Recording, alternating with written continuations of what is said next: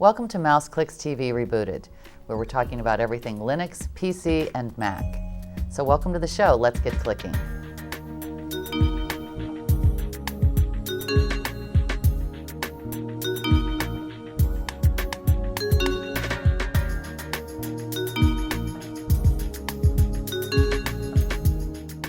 So in our last couple of segments, we've talked about different ways of setting up multiple monitors on a single box. We've done it with servers. Now we're scaling things down to a laptop. And again, we've got 4 gig of RAM.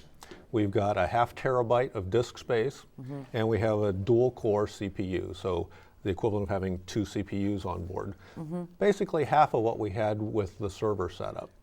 So in this case, on my right here in the top corner, you may notice, when I find my cursor here, up at the top that we have a virtual machine counter, and this is showing me that I've got basically 4 operating systems running underneath my host operating system. Right. And our host system is the Fedora core, and underneath that then we have the CentOS, which is a free version of the Red Hat flavor. Okay. For enterprise.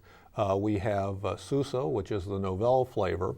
We have Ubuntu, which is the seems to be the flavor of choice for desktops and media, and also the server of choice for the Avatar movie.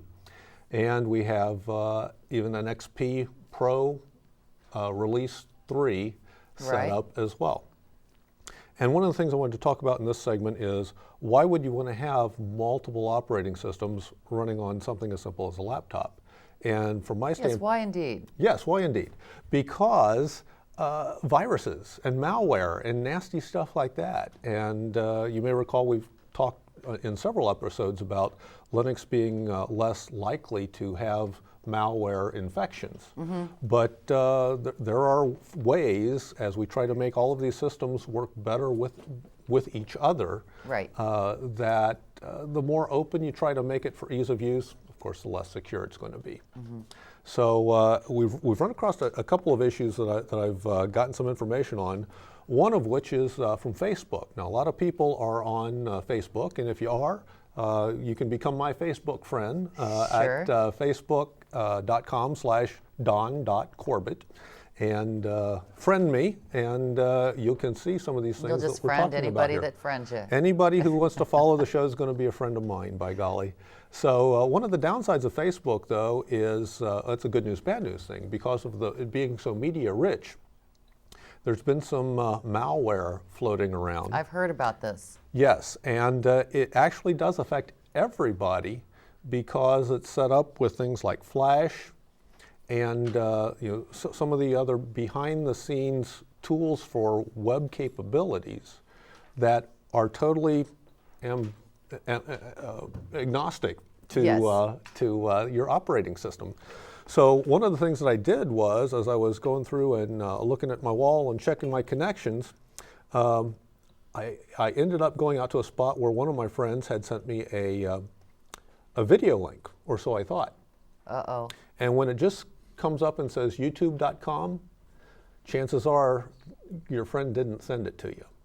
Really? What it did was it took some of their information. So this was a perfect example or a perfect environment where I could grab under my Ubuntu running underneath my Fedora, and now I'm going to go out and capture that virus. And I'm going to keep it contained within its own operating system. And then when I'm done, I can just blow it away. So we're going out to find out where the problem is. Well, I did that ahead of time and didn't want to make the person be embarrassed for thinking that they sent it to me. So I went out before the show and I captured that screen. Now, of course, you know your browser can go out and read the source from any website. Exactly. And you can take a look at the source. So what I've brought up here is the underlying source that when you click on your Facebook link to that youtube.com, this is what's really coming up. And what we see here is that this is going to look and see if you're running either Chrome or Firefox.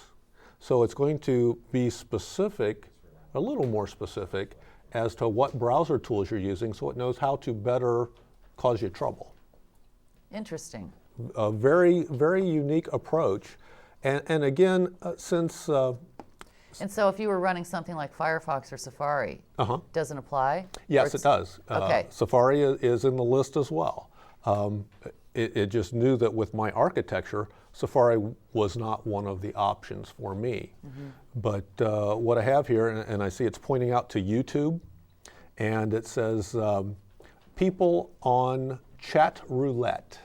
Oh, yes. And what chat roulette does is it tells us you can go out there and basically play Russian roulette in chat rooms, and what it does is it just blows your machine out of the water.